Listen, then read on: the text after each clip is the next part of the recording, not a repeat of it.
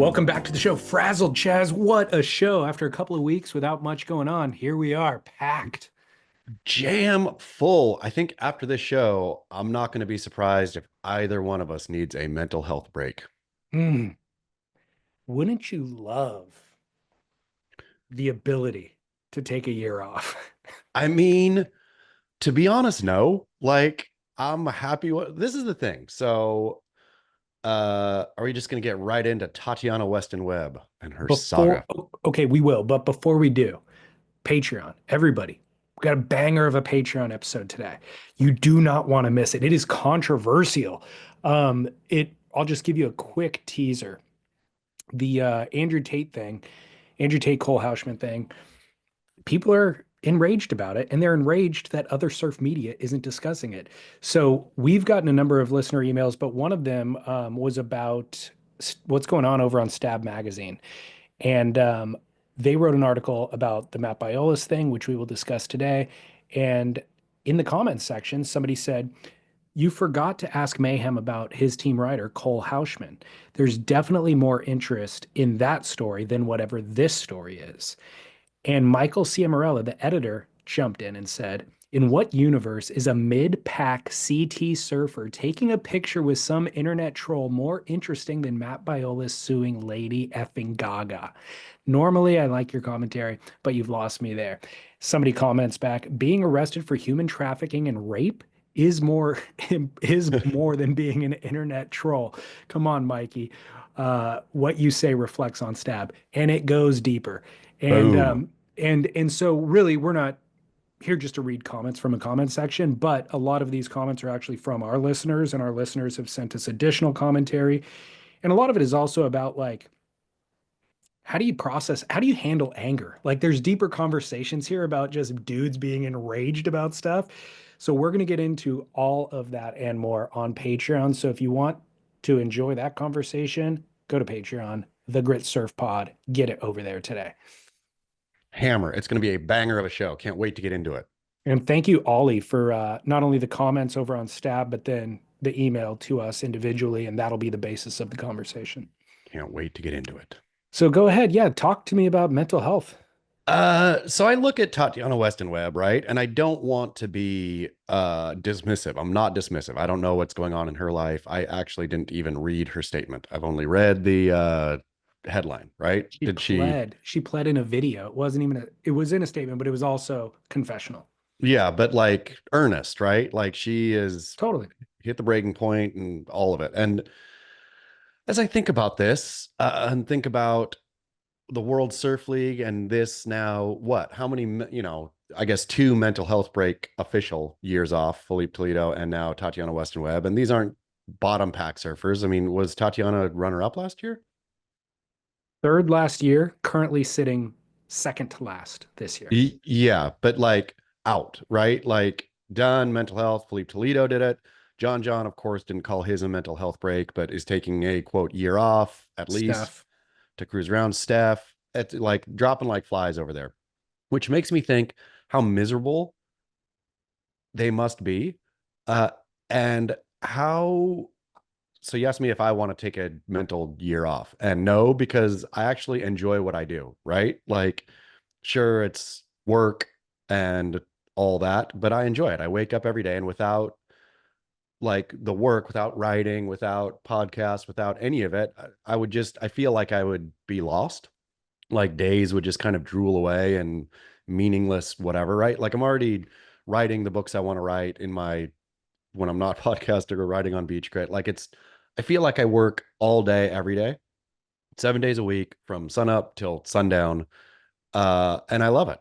And so for these surfers, for the World Surf League, I suppose, to make surfing so miserable that people are out, seems fairly damning indictment of what the tour has become. Totally agree. We've discussed that. I and I also agree with you about I don't want a year off either. If I ever have gotten 3 days off, maybe I was sick. So it's kind of like, okay, I'm going to be in bed for a few days. I atrophy and I start Yeah. to go stir crazy. And it's really And I do enjoy what I do as well. But yeah, the idea of not having purpose on a day-to-day basis isn't that appealing after 24 hours, basically. No, no. And But that's like, what is Tati? Did she say what she plans on doing? I mean, is it a boilerplate kind of, I'm gonna surf, for fun again. I'm gonna find the love. No. well, she's with Jesse. She's married to Jesse Mendez. Yeah. So I think she's already found love. I But mean, but find the love of surfing is what I meant. oh, I see. Yeah. Uh, and she did not state that. I don't think she's gotten that far. She did state that she's been talking to therapists and various confidants that she trusts. Also, it's notable that Ross Williams opted out of coaching her earlier this year, so that was probably a certain companionship that she had up until now. But despite everything you said, I also understand and agree with Tati in that, as she stated, she went through two Olympic cycles. She's a medalist from the Olympics most recently. She's competed on tour for 10 years and never missed a single event. So Yeah. she really has prioritized competitive surfing over all else and been doggedly committed to that. And it isn't the NFL where you get a season, or the NBA or any other sporting league where you do get an entire season off to recharge. Surfing, of course, does have a couple of months off, but if you're a professional surfer, you have obligations during those months and in between events as well. So there's really no downtime. Um, and I've advocated, even when Felipe took his year off, I said to you, I was like, I think it is a smart move. I think it's, if you can take a year off and come back stronger and then you elongate your career on the back end, then it's a good move. So far this year, we haven't necessarily seen Felipe come back stronger. He's not in a Yeah. top five position. So that's not necessarily working out the way that he had intended, I think. But I think the most salient point you've already made, which is the WSL hasn't designed a work schedule that benefits its own athletes. And it certainly Yeah. doesn't benefit their bottom line in terms of profits. It doesn't benefit their viewers in terms of entertainment, but it definitely isn't servicing their athletes. I mean, like for athletes to take a year off in ostensibly their prime, right? I Yeah. mean, these years, it's not like, oh, I can surf forever, right? Like these are prime competitive years if you're actually into it, if you want to do it. And so taking a year off, it's not just like taking a year off, it is erasing an entire potential year that you could have been at your best, right? Physically, at least, which is a big step. And the fact that there's so many doing it, I think, is what is damning about the World Surf League. Not that the World Surf League, has, I don't know, is actively torturing their surfers, but something clearly ain't right. Something stinks in They're Denmark. active, they're actively inept. I Yeah. I hate to say is the indictment. It's, you're right, they're not actively trying to erode people's mental health or anything like that. It's just by not really understanding the product and by not listening to the feedback of those who want the product, they've created this thing that really nobody wants. And their ineptitude has spun off consequences, not only Yeah. for the athletes, but for themselves. I mean, yeah, it is, I wish Tatiana Weston Webb the best. I mean, how mentally exhausting would it be though to have to listen to Jesse Mendez talk a lot and now more? I like him. I like Jesse. I think he's a great addition to the broadcast team. I think so too. I kid. I joke, Jesse. I joke. But man, I will tell you though, somebody said it is a war crime to have him and Mitch Saladbar in the same booth at the same time. Why? Mitch and Jesse going back are not the couple. They are not it. Oh, I Mitch, see. I see. Mitch, Jesse, and Kaipo, it's just not the right mix of ingredients. I mean, Mitch should be in no booth ever. I have zero idea how Mitch Salazar gets to call professional surfing. It is like, I don't want to, yeah, sure. I'm gonna heap on Mitch right now. The his tortured Spanish pronunciation of Portuguese words was, I think, a bridge too far over the bridge too far that I'd already crossed when it comes to Mitch Salazar's commentary. Like him really rolling the R Spanish style on Portuguese words. Like, this is Portuguese, man. You don't need the like full on deep Spanish pronunciation of this word.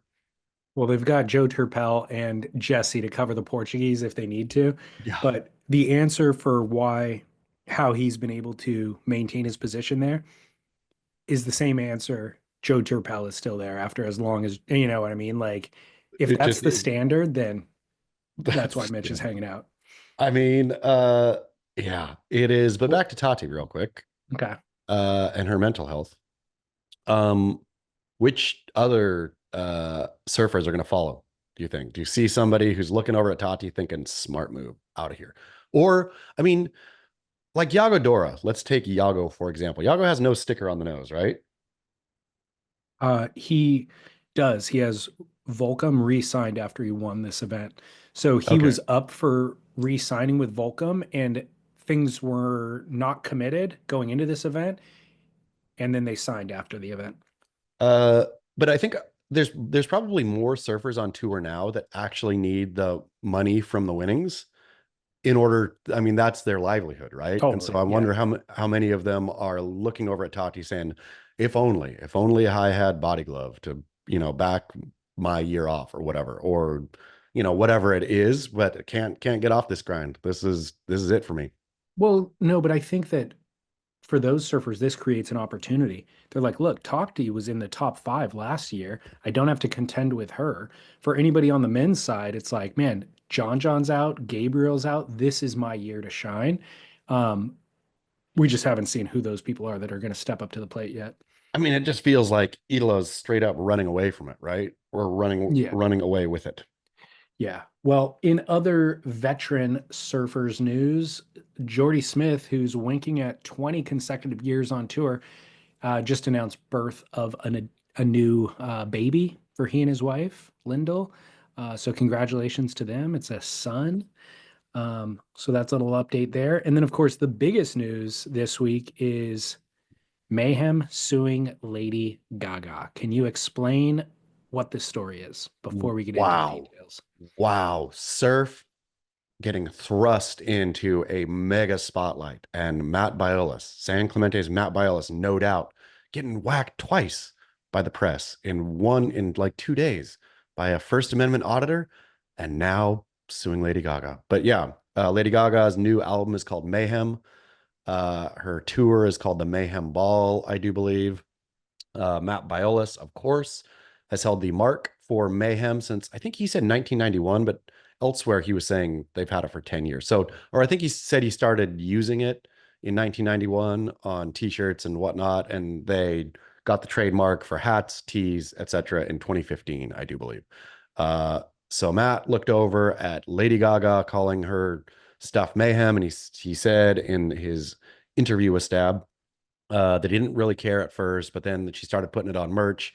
And then We Matt Biolos made like an impassioned, uh, I don't know, I feel he went deep off the rails right there in terms of he's standing I'll up for the little guy. I'm not going to let this mega tour wreck my sweet little brand. So yeah, Matt, I'll read his quote real quick. yes. He said, "We have registered trademarks for Mayhem in tees, hats, sandals, sweatshirts, surfboards, skateboards, snowboards, surf accessories.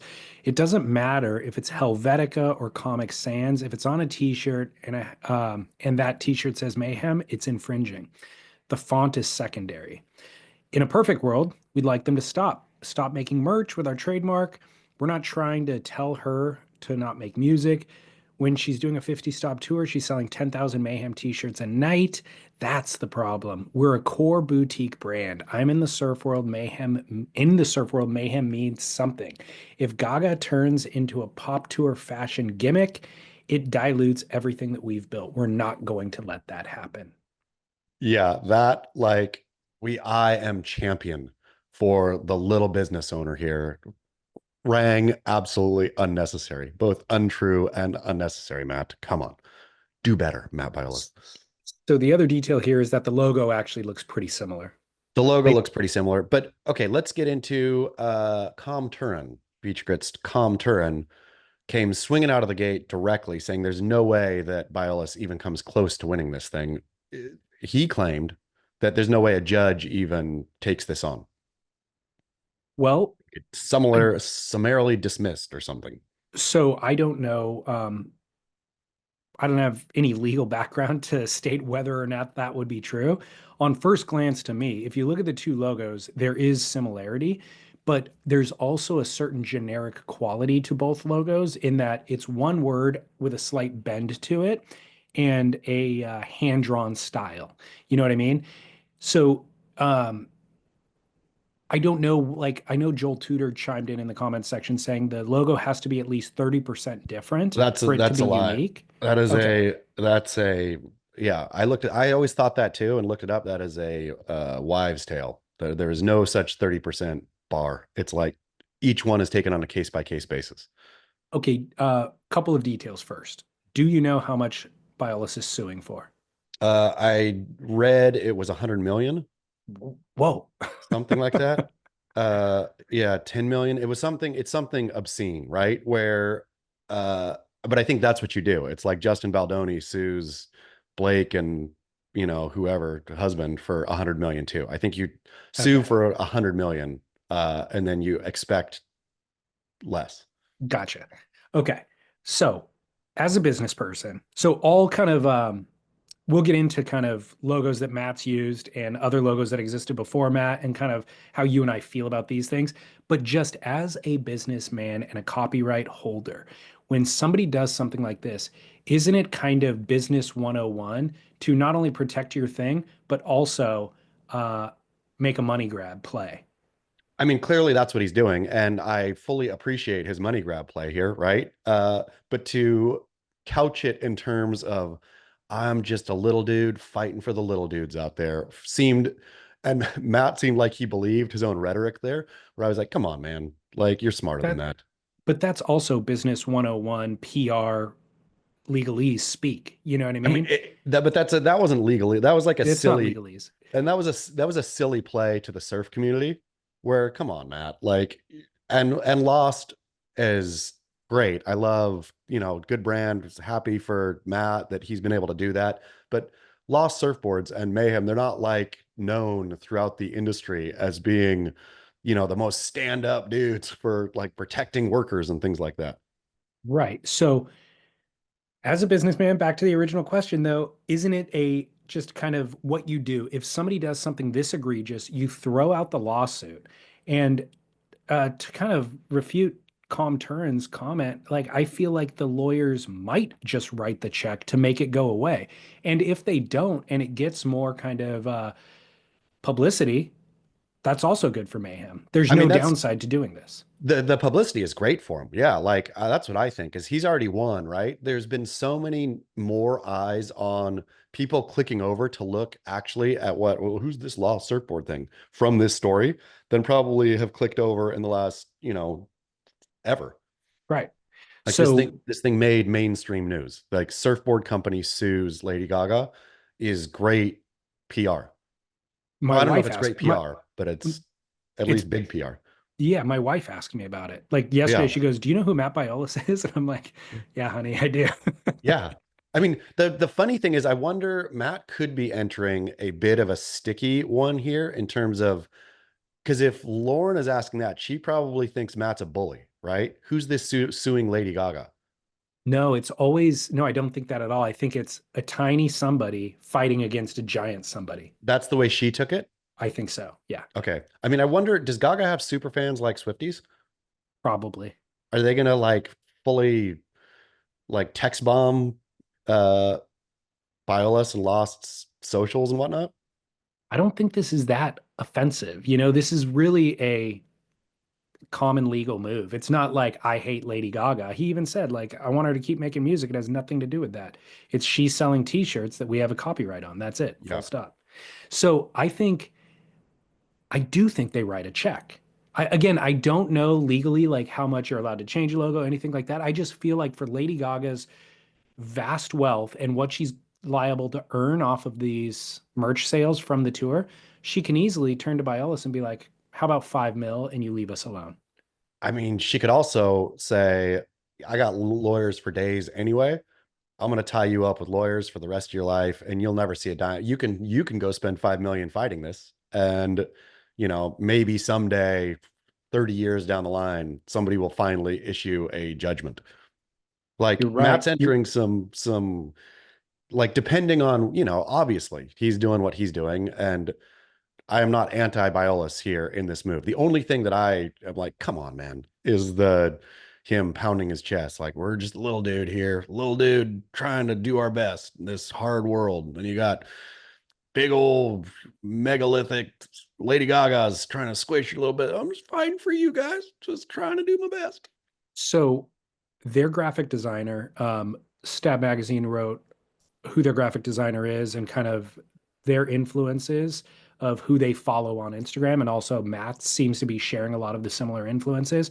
So there is a chance that their graphic designer who did the Lady Gaga logo is aware of Biolos and Mayhem surf brand and could have been influenced by it. If not outrightly, at least it's in his brain Subconscious. somewhere. Yeah, I read, subconscious. oh, I think it was Calm Turn again, and really leaning on Calm here for my legal talking points. But he also said there has to be confusion in the audience as to what it is or something, which I vaguely remember reading that before. So lost surfboard fans would have to be confused uh with Lady Gaga's merch, right? There's something, and I think Calm went in and said there's no way that Gaga fans are and surf fans are confused with what's going Right. on here. Well, now to the matter of Biolos and Lost Surfboards utilizing other logos and spoofing them on their own products. So the first kind of Instagram investigations that came out were about a death metal band that existed 5 to 10 years before Mayhem started using his own logo. And they were called Mayhem. And they Yeah. have a very similar logo that is about as different from Biolos's as Lady Gaga's is from Biolos's that already existed. So Yeah. there's that to start. There's also just kind of outright spoofs where Biolos does Budweiser logo, remove the Budweiser lettering, put Lost lettering and messaging, and just spoof the logo. Or the Sex Pistols famous logo. And they make t-shirts and they print t-shirts. And Matt actually addressed that in his interview with Stab and said, yeah, we spoof those things, but it's a joke. We're clearly doing it as a joke, and we get a cease and desist from Anheuser, and then we cease the production. I don't see a lot of difference in a joke versus what he's suing Yeah. Lady Gaga about. Again, that's my beef with this whole story is not the suit, is not anything. It's Matt hopping up on his high horse and starting to fling stones at glass houses. Yeah, I Like, thought those explanations were very disingenuous. yeah, There's also been more egregious examples where I forget who it was, like an Instagram account or somebody made a T-shirt that said "Thank you for not surfing" with a specific font, and they published that 5 years ago and sold a few T-shirts or whatever. The following year, Lost produced the almost exact same T-shirt. It says that "Thank you for not surfing." It's the exact same logo, colorway, all of it. And so I don't think you and I ever discussed that on the podcast when it happened, but it was in my awareness and it seemed very direct. And I don't think that necessarily Biolos has, he's signing off on every t-shirt graphic that goes out there, but it seems very obvious to me that whoever they hired, probably a freelancer to design the t-shirt graphic, just ripped straight off. fully ripped straight off from a Yeah. non-entity, knowing that that non-entity wouldn't have the power to sue, or it's not worth suing over anyways. Those total t-shirt sales are probably nothing. But But also, we're starting to see a pattern is what I'm saying. and yes, like Lost has for a long time been a the big fish in surfing small pond. And so little dude who made the t-shirt, what's he going to do? He could try to go sue Lost, right? He could say, this is my I caught it and copyrighted all this kind of stuff, and try, but of course he's not. Lost is the big fish. Now Lost is the small fish in a big pond. And yeah, we'll see what goes down. I again, like sue all you want, but don't pretend like Biolos, Mr. Matt Biolos, don't pretend like you've been on the side of the little dude all the time. You are not on the side of the little dude very often in surf. No, and I have a hard time taking real umbrage with either of these actions because I like the knockoff Budweiser shirts and I think it is funny. It is a Sure. solid joke. And I also understand he's at a position now where he does own the copyright or the trademark to a specific logo. And that logo is now being used by somebody who will cut him a $5 million check if he holds them accountable to it, I'm, potentially. And so I understand that move too. sure, I understand it all. The only thing that I am mad about is Matt high horsing it up. Like, don't high horse. You don't get a high horse in this one. You should say, we have egregiously done this to others in the past, and now it's happening to us. But guess what? We actually have, we're bigger than you. So we're gonna go get ours. Like, I would like that. I would like some real honesty from Biolos here and honesty from Lost. Like, Lost to me is the perfect example encapsulated of kind of the bully who gets poked and then really cries to the teacher about it. Yeah, that's not inaccurate. Yes. I mean, I think that's accurate a lot. And I think anyone listening to this podcast would likely agree. Yeah. So I just feel the messaging that you're offended by, if he were to use the opposite messaging, if he said, yeah, we've done those things, but who cares or whatever, that will affect the lawsuit. That'll affect whatever he says publicly is going to be brought up in this case. And so he has to take the position that he's taken. He shouldn't have gone down that road full stop. He should have been smarter than that. He should have addressed the lawsuit directly, just saying, hey, look, we have the mark and we're going to get this. Where he took his left turn into grandstanding is where I say, didn't need to do that, man. Didn't need to go say, that we're standing up for. Oh, can I take this real Yeah. quick? Yeah. Go for it. 1 second. Sorry about that. No sweat. So you mentioned this is good PR, or publicity at least for For Mayhem, sure. except in this small surf world, he is getting a lot of backlash from a lot of people who have identified the hypocrisy of him utilizing other logos throughout his career.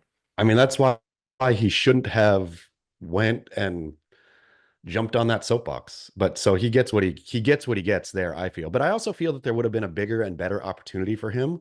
Like if he would have read the room, go sue Gaga, sure, right? Go sue for trademark, but also do something classic Losty, like do a, Mayhem tour Lady Gaga shirt or something with, just you own the mark. So just rip off, the Mayhem ball and have it be Matt and Mike Rayola sitting there on the front of the t-shirt or something, right? Like, I don't know. There seems like there could have been a funnier way to play it than playing it the earnest little guys got to do what little guys got to do to protect all little guys line.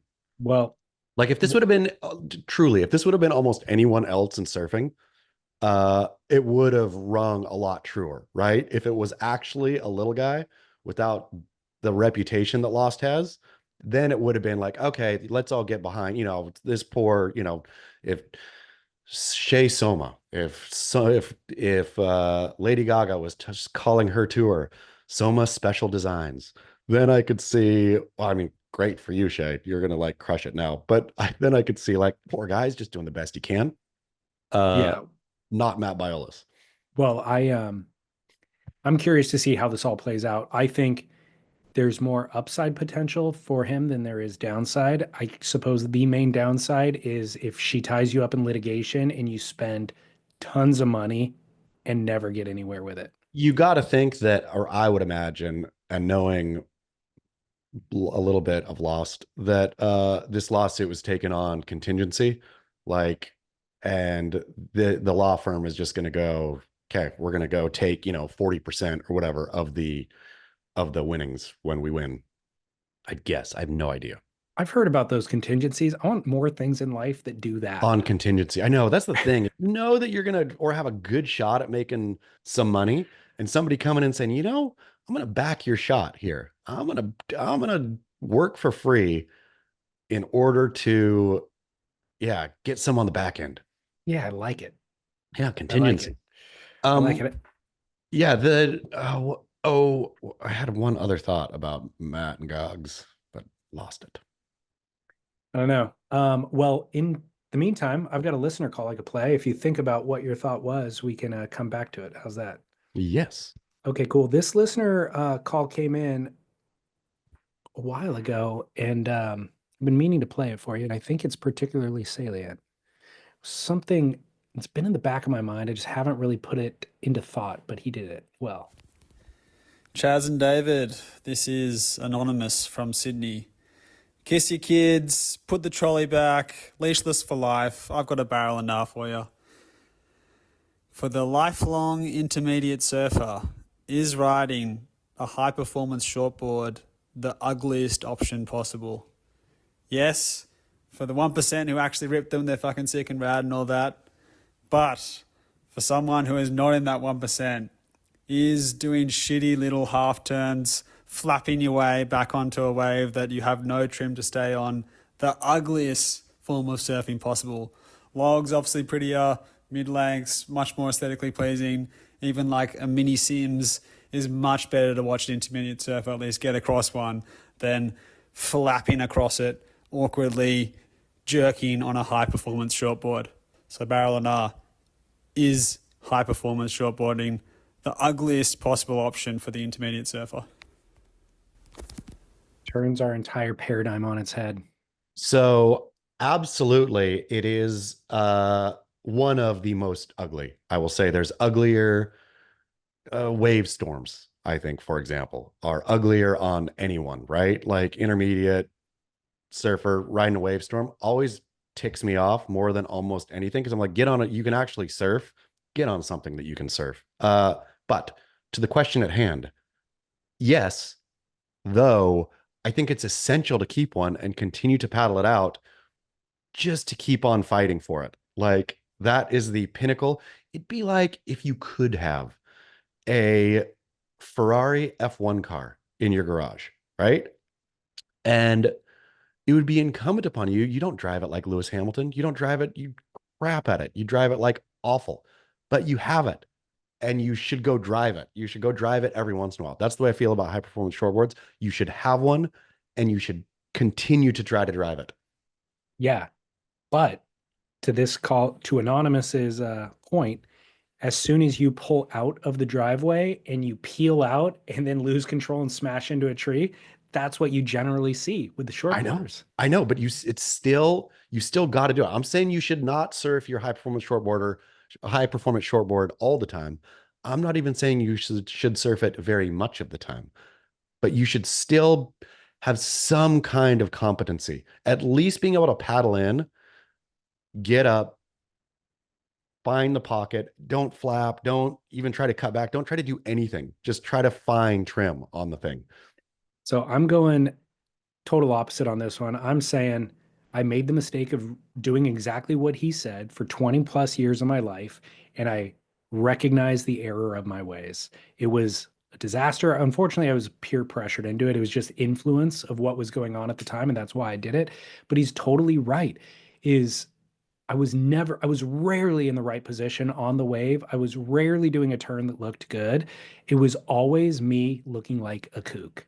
And so now that I understand and I ride surfboards that find trim on the wave for me, and I'm just kind of along for the ride, I realize this is where speed is. This is how I end up doing a good turn, is because I have the speed and the board generated it itself.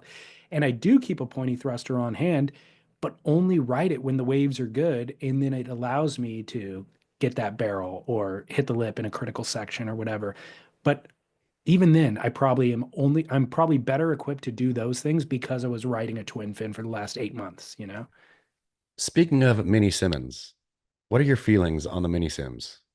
I I understand why they exist. I've never ridden one and I've never been inclined to get one.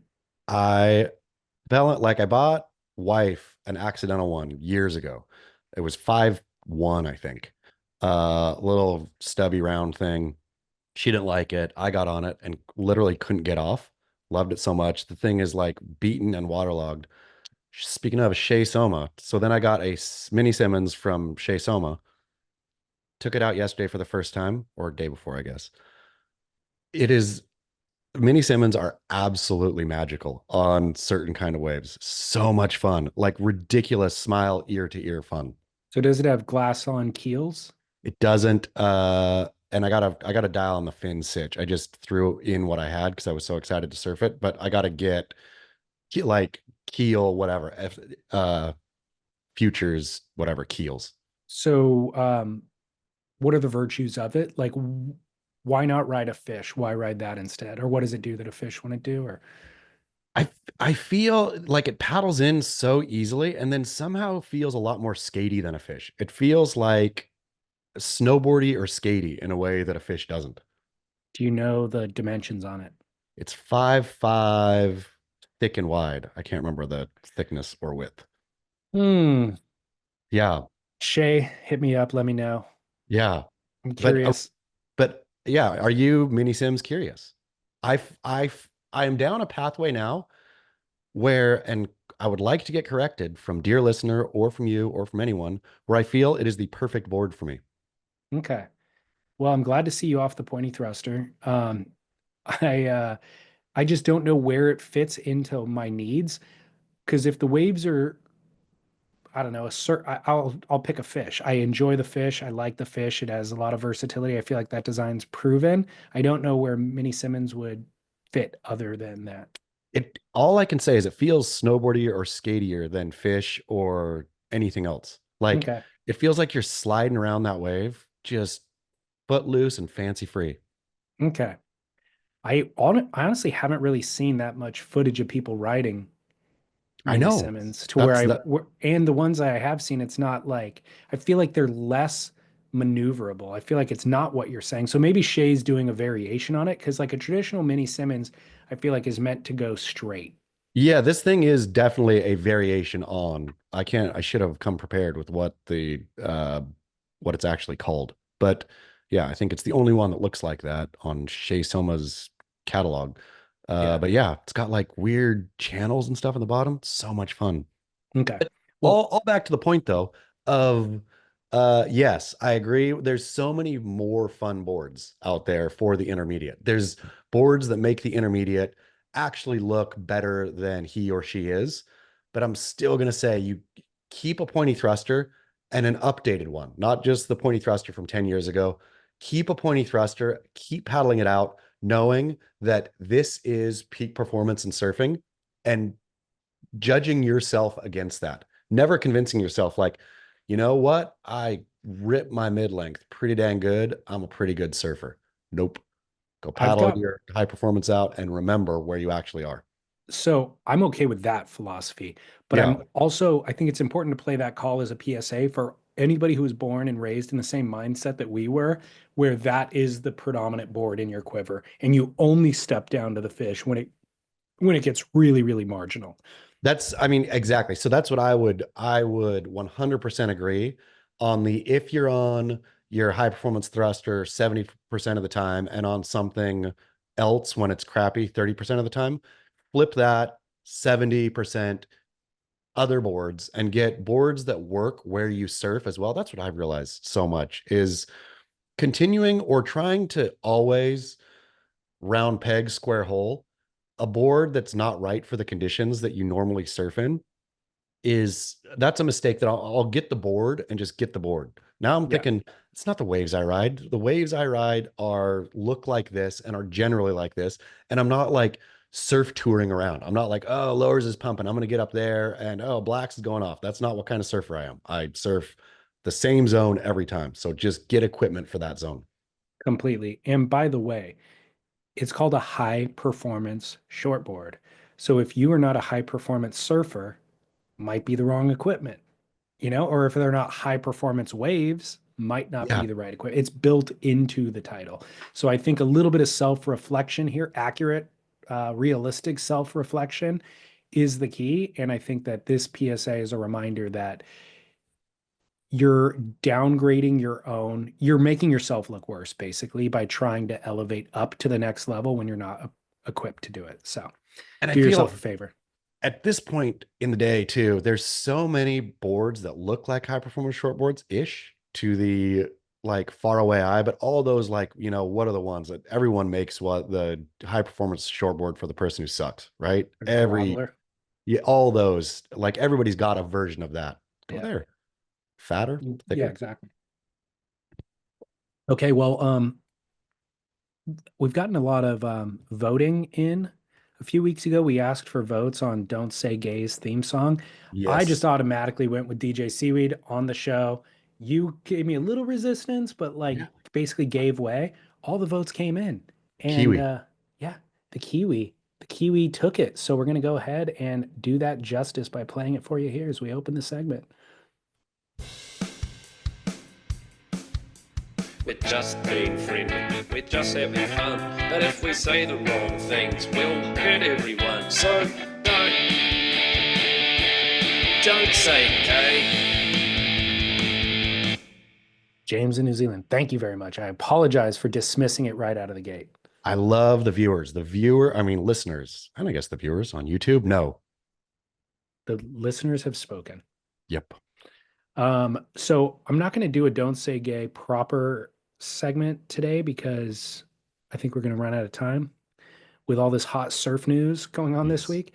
But we do have a follow-up from last week. Somebody said, Yee, David, I was just listening to the very funny Smear the Queer chat. Just thought I'd offer up an Australian version for Don't Say Gay. The full name of the game down here is Kill the Dill with a Pill, often abbreviated to just Kill the Dill. Dill, Aussie slang for someone who is naive, foolish, or easily tricked. Pill, referring to the ball. LOL, just heard you were going to keep Smear the Queer, but there's the Australian option anyways. K work. Love it. Kill the dill. What is more offensive potentially? Smearing a queer, like really taking out somebody who's queer, or killing somebody who is who is ill-informed, a killing adult. That's true. The word kill might be the offense in this Yeah. one rather than, yeah, okay, rather than the word that was intended to insult the person. That's Yeah. not the problem. It's Yeah. the action that's the problem. Yeah. So I guess we could Okay. do smear the dill, but I mean, we're keeping smear the queer, but I also like kill the dill. Kill the dill really rolls off the tongue. With the pill. Yeah. I got another one that said, "Hey, David and Chaz, the smear the queer debate made me remember another term from my youth in the 80s and the 90s, queer bait. Oh yeah. In the 80s, my older brother and friends would call me queer bait, insinuating that I was gay or at least seemed gay enough to be attractive for bait for homosexuals." I'm not sure how common this term was in the 80s in the Bay Area, but in the Bay Area, it was around. So he grew up in the Bay Area. I also remember my high school football coach in the early 90s, in reference to something I was wearing, asked me if I felt like queer bait. Keep up the work, Sean in Redding, California. How wild were the 80s and 90s? I mean, so wild. But once again, like imagine, that queerbait teacher gets, famous somehow, and then there's recording of him calling people queerbait.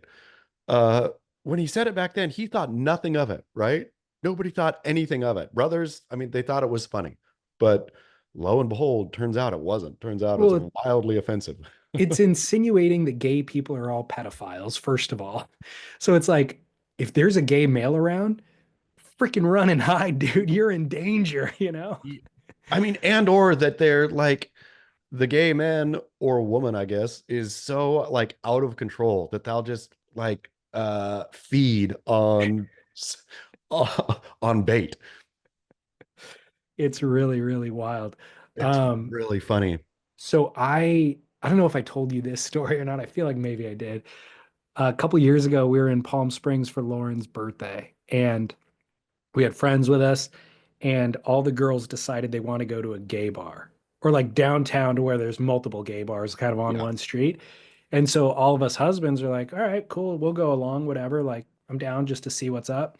And then, of course, we have the obligatory conversation going into the event, into the bars that are like, who do you think's gonna, of us dudes, who's gonna get hit on the most, you know? Yeah. And I hope it's not me. Like Wes is kind of dressed in a weird shirt showing a lot of chest. He's going to be Queer the bait. one who people are going to hit on, you know, or whatever. And we're all not wanting to get hit on, of course. We're with our wives. I'm going to hold my wife's hand so that everybody knows not to hit on me, you know, kind of a thing. They know I'm here with somebody. By the end of the night, we left. We were all actually offended that none of us got hit on. I mean, see, I feel the conceit of the straight man going into a gay scene thinking, uh-oh, better Got to put my protect armor on. myself. Yeah. like everyone's going to want a piece of, all these dudes are going to want a piece of this, is absolutely hilarious because Mm, you guys wouldn't have gone into a, like even a cougar bar, right? Like the bar where all the single, attractive older females hang out. And maybe you'd think like, okay, which of us is going to do the best here? But it wouldn't be the automatic, like we're going to have to be getting a shovel out to be beating them off. no, exactly. Yeah. And so leaving, it was funny the way that it all played out too, because we were like in the car and there wasn't anybody who was like downright depressed, but it was kind of like, huh, I guess we don't yeah. look that good. Yeah. Who won the bet from earlier? And everybody's like, no, I mean, nobody hit on me. Come to think of it, I don't think anybody even looked at me. Like there wasn't even a glance that made me uncomfortable. Yeah, huh, me neither. I guess maybe have I lost it a little bit? Like, Yeah. should I be working out more? Like, I know I'm gonna put on a little weight, but I didn't think Yeah. it would be that bad. Like, that's literally the thought process. And by the end of the ride, we're all just like hanging our heads. I told you about my white party story, yeah. I don't remember.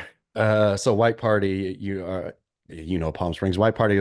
I don't know if it's still the biggest, but was I think the biggest gay party in the world, and it was in Palm Springs, and it was huge. They rented out like the convention center, and it was massive. And so anyway, wife and I were. This is early in the marriage. Wife and I were out in Palm Springs, like weekend getaway, and just noted the pool. I think we were at the Ace or something like that, and the pool was just packed with gay dudes. And I had no idea, like I'd never heard of the white party, didn't know any of this stuff. Uh, so I did a lap around the pool, and then some guy stopped me and said, "Hey, whatever. I know you're straight, but blah de blah de blah." Talked to, we started chatting, brought him over to where wife and I were sitting. He was just like, "You guys are fabulous. Like, I want your husband to be my date tonight." He was the whatever, the master of the ball, or he was an Olympic swimmer and was the master of the ceremonies or something, the whatever, the queen of the show. And we are like, sure. So I went as his date, and it was pretty epic. I mean, What what did he expect anything by the end of the night? Like, what did no, the date what? No, entail? he's like, I fully know you're straight. I know this is not any kind of turning you kind of thing. This is just where, like, let's just go have fun at the white party. And so, yeah, walk the red carpet, everything, or the white That carpet, is whatever it was. Yeah. that is hilarious. Oh, it was a good time. That is so funny. Um, how did they know you were straight? I mean, I just think like in a it was packed with gay dudes. The thing was, and I think that in a place packed with gay dudes, the one straight dude probably sticks out like the sorest of thumbs. I just feel like there there's got to be guys who have lived straight for a long time who are like recently accepting the reality of being gay and they're still presenting as straight. Like, how do they distinguish that little nuance? Gaydar. We could I bring guess Gaydar so. up. The whatever the opposite of Let's say gaydar is, gay. right? Yeah. I'm impressed. Yeah. All right. Well, moving on from Smear the Queer. Actually, I do have an adjacent um don't say gay that we can discuss a little bit. Good. And that is the Rising Sun surfboard. Oh yeah. Bruce Irons posted this a couple of weeks ago. And of course, Andy Irons surfed this thing with complete impunity with nobody calling anything out back And 20 Andy years Irons ago. made not only surfed it with complete impunity, made big old Billabong trunks, like a Billabong dress, basically. Exactly. Yeah. And so Bruce, in homage to his brother, published a photo with that artwork on the bottom of the surfboard. And I took my head cocked a little bit when I saw it. I'm like, huh, I don't know. Are you allowed to do that nowadays? I'm not sure. Yeah. What are your thoughts? Are you out? I mean, I think that is wildly offensive to segments of the world that like Korea and stuff, right? I think parts of Korea and China that just actually got raped up one side and down the other by Japan's imperial troops. I can imagine that being entirely offensive. It's not, it's interesting, I guess, the symbols that don't directly affect you in your life, recognize them as offensive to somebody else is always like this one remove of, yeah, but it's a cool design, right? Is I could see somebody, you know, a Chinese dude somewhere deep up looking at a, Third Reich swastika and thinking, yeah, that was cool. It's a cool design. I'm going to throw it on a surfboard. And people in the West, they're wildly offended. They're like, well, I don't know. I mean, I get why you're offended, but I'm not, kind of thing. The rising sun feels that way to me. But I get that it is wildly offensive to people. So I think where this lands is it is offensive to the group that it's offensive to isn't vocal enough or large enough in the surf community Yes. to report a problem. And then the other thing that we see is, a privileged Karen taking up the cause for, I don't know what, Black Lives Matter or something like that, even though she's not directly affected, but she's taking on the cause for somebody else. We're also not going to see that in this scenario because Yeah. they're uneducated. And the privileged Karen in this example is uneducated enough to not know about that plight of those people. And so this falls kind of somewhere in the middle where Bruce can go surf it, probably anywhere in the world, and nobody's really going to say anything. Nobody's gonna, yeah, but there's gonna be somebody who comes in to the comment section and like vaguely points it out, but that'll be as bad as it gets. Yeah, if Cole Houshmand posting a photo with Andrew Tate doesn't ruffle people's feathers, Definitely the rising sun from World War II era, totally happening on other continents and places, is not going to ruffle the San Clemente feather. but Billabong wouldn't be able to print those shorts anymore. Yeah, I don't think so. So that would be a bridge too far. Yeah. All right, Bruce, you're safe. Sounds like. Yep. Good job, Safe. All right, when we've got a Veyer tools to live by. I've got my Veyer t-shirt on today and your I got my wristwatch. Bayer watch forever on. I love these guys. Yeah, me too. I love to see them doing well. Okay, do you ever watch do you get served the Veyer ads on Instagram Yes. with what's the founder's name? Ryan and Reagan.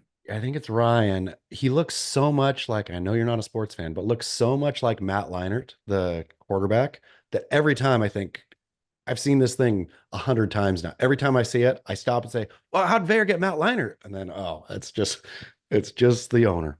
I'm gonna look it up. I know the name, I just don't know what he looks like. Who I wonder, I bet he gets that all the time.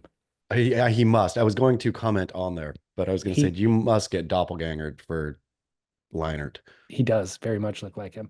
Yeah. We probably discussed this at some point. Who do you get? Do you ever get doppelgangered? I used to get Tony Hawked all the That's right. time. That's Like right. all the time, Tony Hawked. But once my favorite was I was walking around, I think I told you this before. I was walking around the neighborhood with the dog up in LA. It's a long time ago. And like single lady neighbor down bottom of the street was like, you look exactly like a celebrity. And I just can't place it. I can't place it. I can't place it. And so I, completed the lap thinking, maybe Brad Pitt, maybe, Christian Slater, who do I look like? And came back around, I think the next day, she said, I got it. You look exactly like Steve Buscemi. Not a compliment, unfortunately. Oh man, but he's a far superior actor. No, great. Yeah, I wouldn't mind being him. Yeah. The internet has published photos of him in high school and Angelina Jolie in high school. And believe it or not, there's a lot of similarity in their high school photos. Sweet. So Yeah. if Steve took a couple left turns, he could look like Angelina. Exactly. Yeah. But it was the bug eyes, Yeah. and she hadn't really grown. Maybe she hadn't grown into her looks at the time, and he hadn't made those left turns yet. Also, great choice of work for Steve Buscemi. Yeah. Anything from like an Adam Sandler film and to The Serious. Big Lebowski. Yeah. But also he can go serious. I mean, Donnie in The Big Lebowski is one of the classic characters of all time. Yeah, he's incredible. Okay, VeyerWatches.com/surf splendor if you want to get yourself one of these beautiful American assembled waterproof guaranteed timepieces. Things are durable as all get out. We got listener inquiry says, David and Chaz, I enjoyed the few episodes when you discussed traffic. I love that opening. I'm like, wow, man. We never know the things that are going to hit. Discussions about traffic. Here we I are. mean, but like I always looked at before at like train spotters in the UK, people who really go out and that's their entire hobby is looking at trains. I mean, I think we are train spotting to some people, and not the cool movie, but like just really sitting down for discussion about traffic. When you're in Southern California, it dominates your life. Yeah, it's so true. So he goes on to say, I'm constantly annoyed by traffic and don't understand why there isn't more done to fix it. The issue affects everyone. And I'm surprised more businesses don't rally against traffic because there are so many times on the weekend where my family wants to go out and do something, but we stay home because traffic sucks. Recently, I learned that leaving more space allows traffic to flow more easily. The problem is almost nobody does that. When I was younger, I'd drive fairly close to the car in front of me, almost to give them a signal that they needed to get over. But now it just stresses me out too much. So my question is twofold. How much space should there be left between cars on the highway? A couple of car lengths or right up to the next person's bumper? And my other question is why don't we assign minimum and maximum speed limits to each lane? And if we were to do so, what should those limits be on a 10-lane highway with a commuter lane? Stuck on the five, Ross. Okay, Ross, thank you so much. These are important, the most important work. Thank you that we have there to help us get through this work, uh, and pass on the tool you need.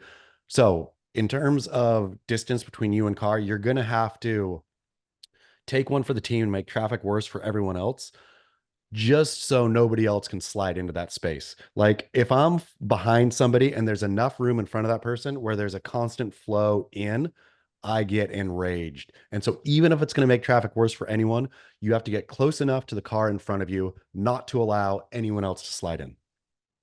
It's so true. So I'm realizing as we're discussing this, the problem is there aren't defined rules as there should be.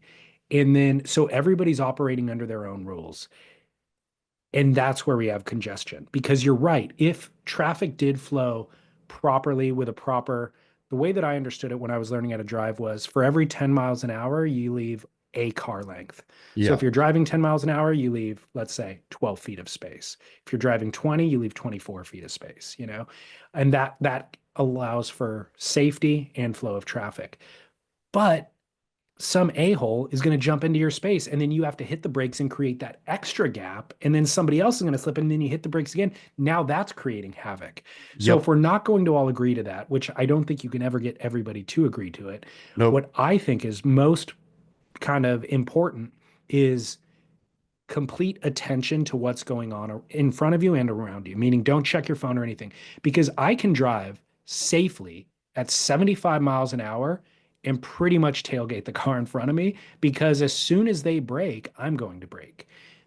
The problem is that not everybody's paying attention. And in fact, I'm looking at the cars in front of them as well because I can see what the flow of traffic is doing 100 yards ahead, and I'll start braking even before my car in front of me starts braking.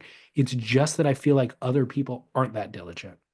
The essential thing in the chaos, anarchy, traffic that we live in is not to let anyone sneak in front of you. That's the favor you do to yourself, but you do to your fellow man, because I feel when drivers are always getting over, when they're seeing that gap and thinking this lane's moving better than mine, I want to get over there, that's causing extra slowness for everyone, right? He's slowing down or she's slowing down to get over. Once they're over, there's an automatic slowdown. So the best thing you can do is stop that from happening. You don't Well, have to tailgate, just don't allow enough space for any other car to get over or even I think th- they're getting over. I think there can be a primary rule that actually solves a lot of what we're discussing over there, which is already an existing rule: slow cars on the right, the left lane is only for passing. And so he's asking about a 10-lane highway. Let's presume five on each side. Um, I think we can dictate 55, let's say 65 to 70, you're in the far right lane. 80 to 85 in the far left lane. And then we can work out the 5-mile-an-hour increments in each lane in between, but you're only using that far left lane if you're Pass. passing. That's Even it. if you're You pass going and get over. even if you're going 85, you have to be one lane removed from the far left lane. And inevitably, you'll run into somebody who's going 80, so you pass them and then jump back in front of them. And this way, nobody's ever cutting in line, so to Yeah. speak. They're only coming around to pass. I do not understand why police departments, you'd think that money's money for them, right? That the California Highway Patrol want a ticket's a ticket. They want to be out there giving tickets. Sure, they want to be promoting safety and blah, blah, blah, blah, but they're also earning money for the state and their department and all of it by giving tickets. I do not understand why they can't flip it a little bit and say, hey, we're going to start giving tickets to slow left lane drivers, not just fast drivers, right? Like that's also, I think legally you're not supposed to be impeding traffic over there. We're going to just start popping impeders. And I don't know, everyone would love it. People would rejoice. The drivers of the world would say, if they knew, hey, CHP is now ticketing slow left lane drivers, problem would be solved. It would solve a lot of problems. It would solve a number of accidents. It would be, things would fall in line, I think, pretty quickly. So I fully agree with you. And I'd like to make clear for a lot of our listeners who are in New Zealand or Europe, certainly, I've been to your countries and people operate correctly. They only use the left lane or a right lane in some countries, but they only use the passing lane for passing. You have to understand how bad it is in Southern California and most of America. It's People chaos. camp out in the passing lane, Arrogantly. or the fast lane, arrogantly going 70 miles an hour, 65 miles an hour. Thinking that they are doing a great justice for everyone by keeping things safe, right? Like when I zip past a person with the stare over, the perpetual stare over, them sitting like, what? Right. Not being apologetic. Never do you pass somebody like that who's like, oh, sorry. Like if I ever get caught sleeping in the left lane and somebody zooms past me on the right, I am very hand up, get right over, right? Like it's spaced out, wasn't paying attention.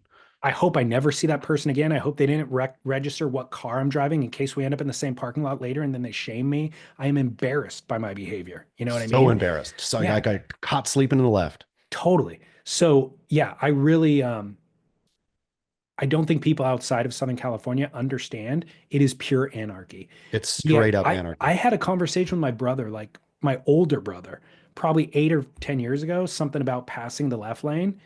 He's like, what are you talking about? I'm like, you're not supposed to pass on the right. He goes, what do you mean you're not supposed to? I'm like, no, I think it's like a law. Like it's Yeah. not just a common practice that everybody knows. I think it's a law that it's illegal to pass on the right. You're only supposed to pass on the left. He's like, no, it's not. I've never even heard of that. I'm like, how oblivious can you be? Do you not understand that there is a method to driving on the freeway and you just completely don't account for the method? You just go out there willy-nilly? Like, what are you doing? Chaos is what's happening. Yeah. You're the problem. Yes. So Ross stuck on the 5. I don't know if we solved anything for you, but hopefully we put the fear of Definitely. No, solved, somebody. solved. I'm sorry. I know you want to do the right thing and give space. You cannot. Your main mission out there is to not let somebody slide in front of you. Perfect. Yep. Perfect. The other problem though is I had a tailgater on me this morning who like came up fast, Yeah.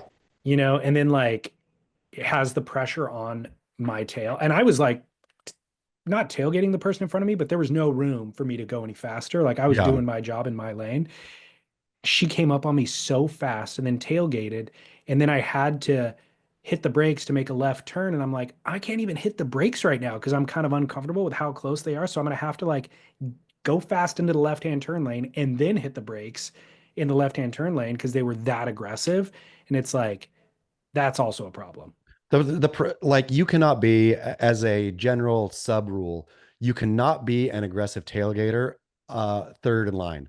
You leave the tailgating up to like if somebody's driving slow, you leave the person who's right behind them to do the pressure. You can't apply pressure at that point. You're being part of the problem. Thank you. Back off. Solved it. Yeah. I hope she heard this. Yeah, for sure she did. Okay, cool.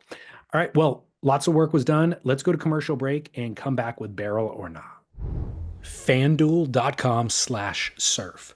When the games tip off, the NBA action is just beginning on FanDuel, America's #1 sports book, because FanDuel is your home for NBA live betting and the official sports betting partner of the NBA. So even if you miss the first few minutes of the game or you want to bet on a fourth quarter comeback, you can make your picks from the first whistle until the final buzzer. Plus, you can even combine your bets into a same game parlay for a shot at a bigger payout. However you want to play, now is the perfect time to join. New FanDuel customers get started with $150 in bonus bets if your first $5 bet wins. Just visit FanDuel.com/surf to join today. That's FanDuel.com/surf for your shot at $150 in bonus bets. Make every moment more with FanDuel, the official sports betting partner of the NBA. Must be 21 and older and present in select states, or 18 and older and present in DC. First online real money wager only. $5 first deposit required. Bonus issued as non-withdrawable bonus bets, which expire 7 days after receipt. Restrictions apply. See terms at sportsbook.fanduel.com. Gambling problem? Call 1-800-GAMBLER or visit fanduel.com/RG. Call 1-888-789-7777 in Connecticut or visit mdgamblinghelp.org in Maryland. Hope is here.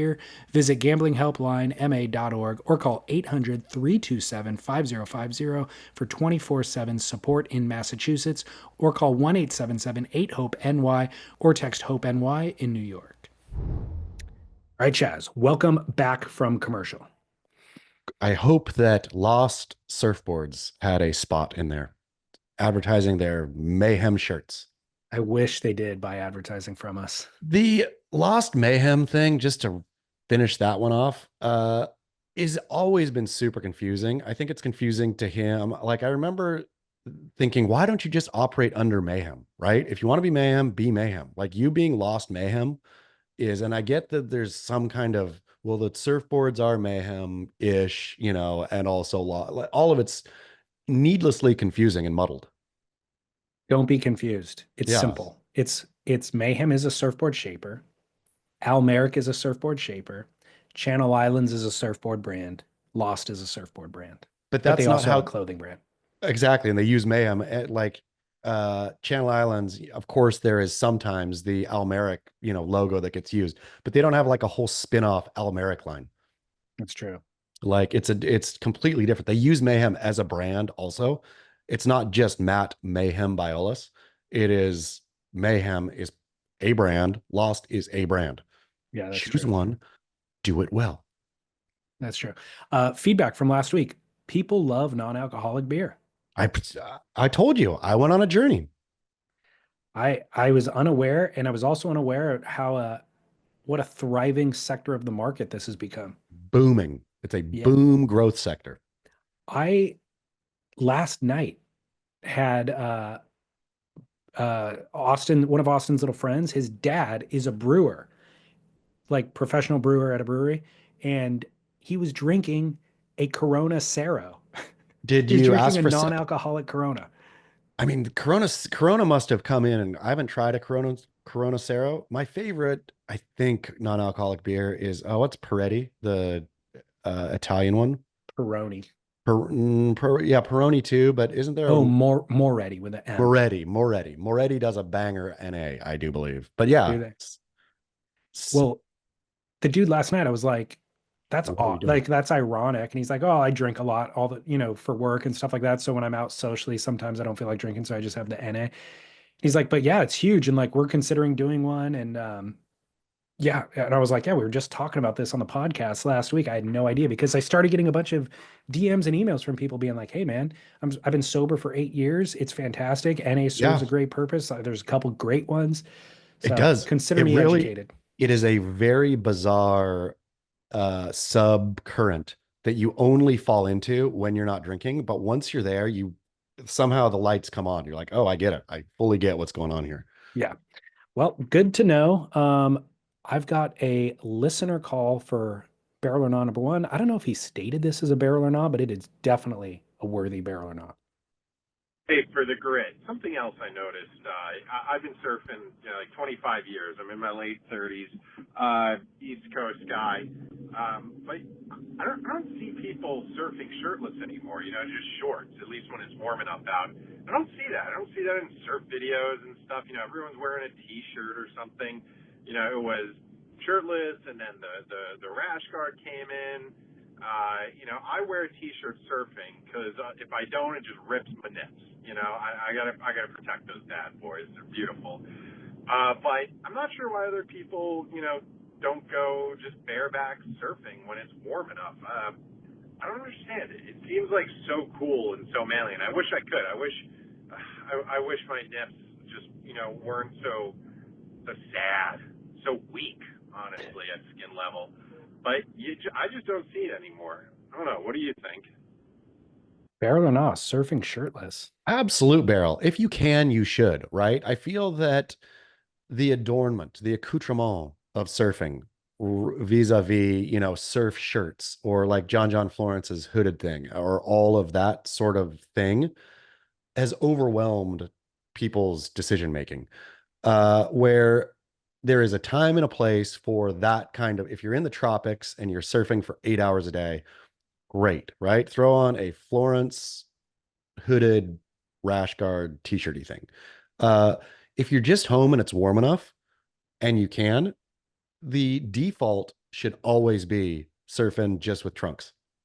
So he's talking about he rips his nips on the wax and the Yes. sandy wax when he's going bare chested, and that's why he can't do it. That was a rite of passage when I was young. When it came around to summertime and you finally got to strip down off out of the wetsuit, there was this process that would take place over the first few weeks of summer that it was like, Uncomfortable. yeah, it was Rash on uncomfortable, the but chest. you persevered. You Yeah. developed the callus, and then you were fine after that, But that was part of it. Like doing that, and then the next you go home and you shower, and then you put your t-shirt on, and the t-shirt runs your nips. You're just like, oh God, it's Yeah. painful, but this is what we do. This is Yeah. part of the ritual. This is part of who I am. I have to do this. I like all that. I think Yeah. that's necessary.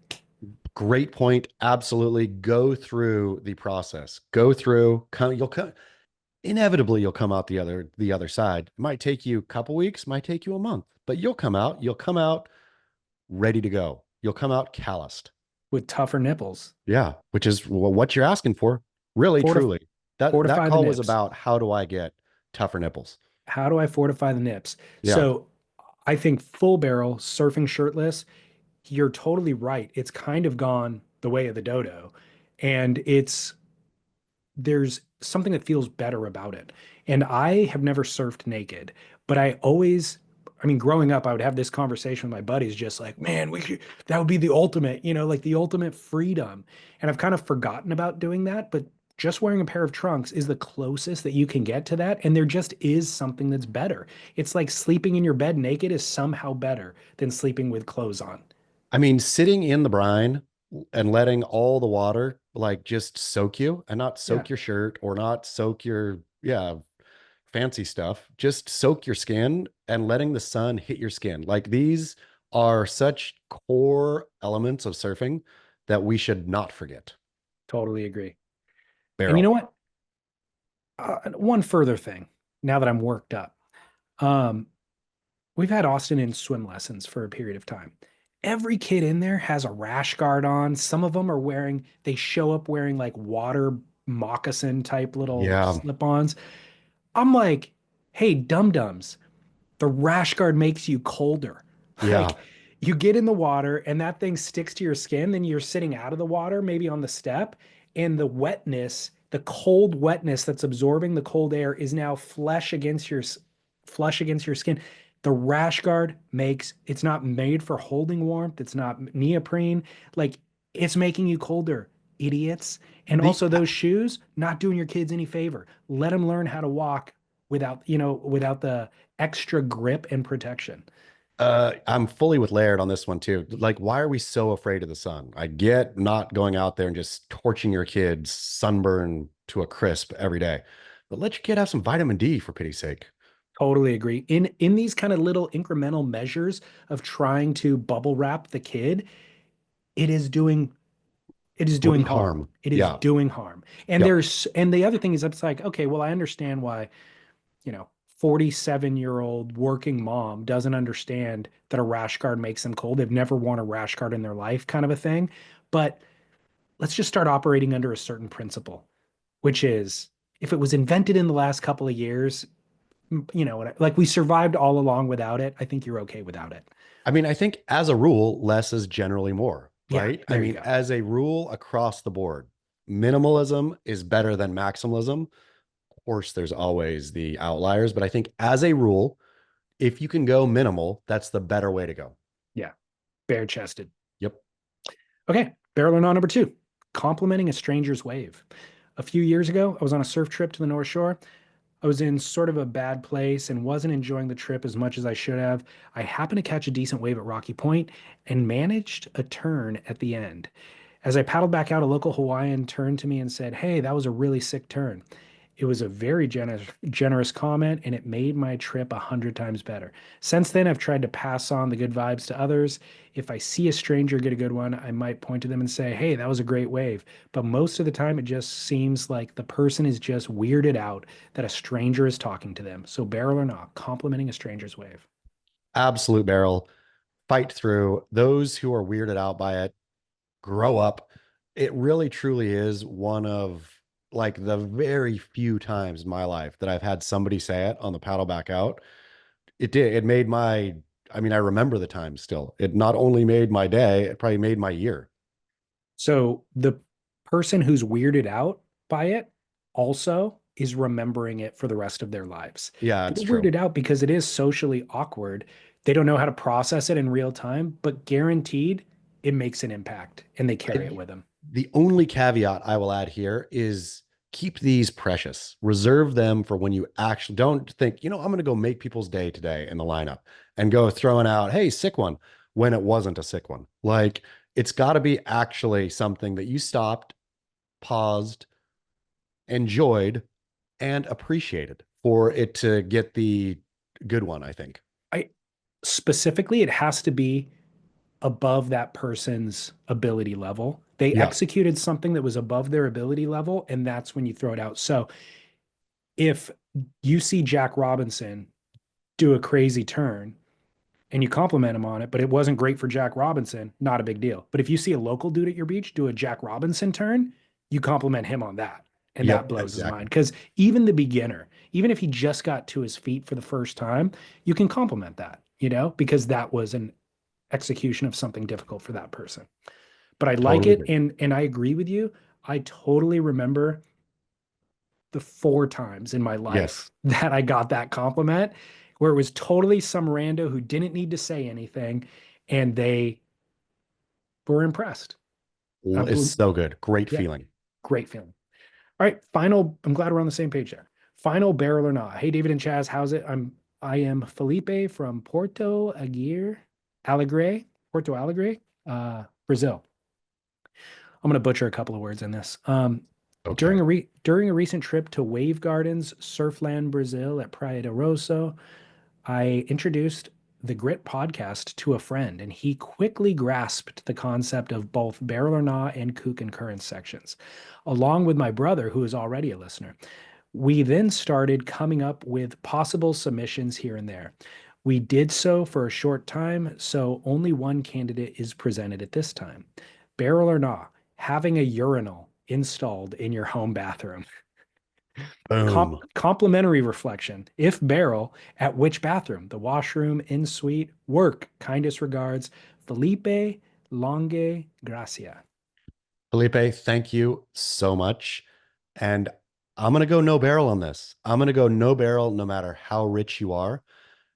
It feels like an ostentatious flex. I get that it's practical. I get that it's better. I get that if you are hosting parties at your house, right? At your mansion, and you have the bathroom downstairs with the urinal.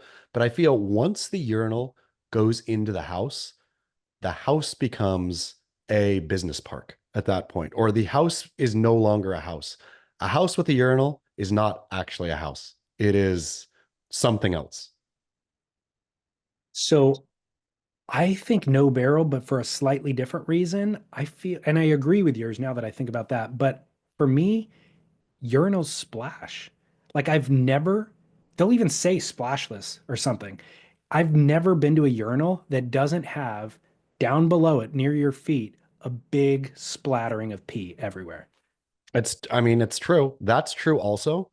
It is not, it's more hygienic in an unhygienic place, a urinal, right? It is the better option in places that are trashy. Your home should not be trashy. So therefore it is not the better option there. And if your home is being used for such a high volume of parties that a urinal makes sense, then it's also no longer really a home, right? Fair enough. Yeah, I think you're right. I think the main purpose of a urinal, because it doesn't splash less than a proper toilet, the main purpose is you don't have to touch anything. Yes, Like it you don't is. have to lift the seat or whatever. So there's a hygiene thing at play, which is we're going to create something for dudes who then don't have to use their hands to touch it. They can just walk up, pee, and walk away. But at your house, that's not really an issue. No. And the homes that I've been to with a urinal in them, I feel it's always a flex. Like we could do this. So, because nobody designing their middle class house, you know, says, you know what? Big dream urinal, because you don't have enough bathrooms. Typical house has what? Two, three bathrooms max. Uh, to use one of those as this one's going to be the dude only. You got to have like at least 5 bathrooms in your house to designate one the dude's bathroom. And So weird flex. I can't believe you've been to a house that has a urinal. Yeah, I have. I didn't even know this was an option. Yeah, apparently. I think I've been to a Man, couple. that's crazy. So yeah, unfortunately, Felipe, I think we're going no barrel on this one. I see no Or purpose for it. or fortunately, maybe Felipe, we steered him and all of Brazil on a better path. Yeah. The lowest common denominator is the trough. Oh man. The big old trough, but the trough is always, this is when we come all the way back around to the other side. The trough with ice is peak ice pee. It I there's something, I mean, obviously like you're at a sporting event, so there's kind of like a fun thing about it, but I'm going no barrel on the trough. The I trough, agree. Ice is always a great addition no matter what peeing scenario, but the but I'm gonna trough say is trough ice is the best, where you can go to war with the little ice mound in front of you. You can melt that thing, and then you could say, "Look, I'm going to conquer more than my territory." You can take out the ice next to you as well, as long as you're fortified enough. yeah, I don't like it. I don't like any sort of competition involving peeing, Mm, well, unfortunately. All you right, and I part ways there. we will stay separated on that one. I think I've told you this, but my dad's measure of wealth for people is how many toilets they own. Yeah, it's real smart. It's a pretty solid one Yeah. because, they could there's just it's a more accurate assessment than like square footage Yep. or I don't know what else, how many cars or whatever. Yep. It's like, well, how many toilets means how many bathrooms your house has, or maybe you own a commercial building that has a bunch of toilets. That's something. Maybe you own a stadium and then you own like a million toilets. A Like lot of toilets. then that's just an indicator. It's a better Yep. indicator. Yep. So, all right. Well, hey, great show. Join us on Patreon if you want to get into the nitty gritty. Going deep right now. Patreon.com/the The Grit Grit Surf Surf Pod. Pod. Yeah.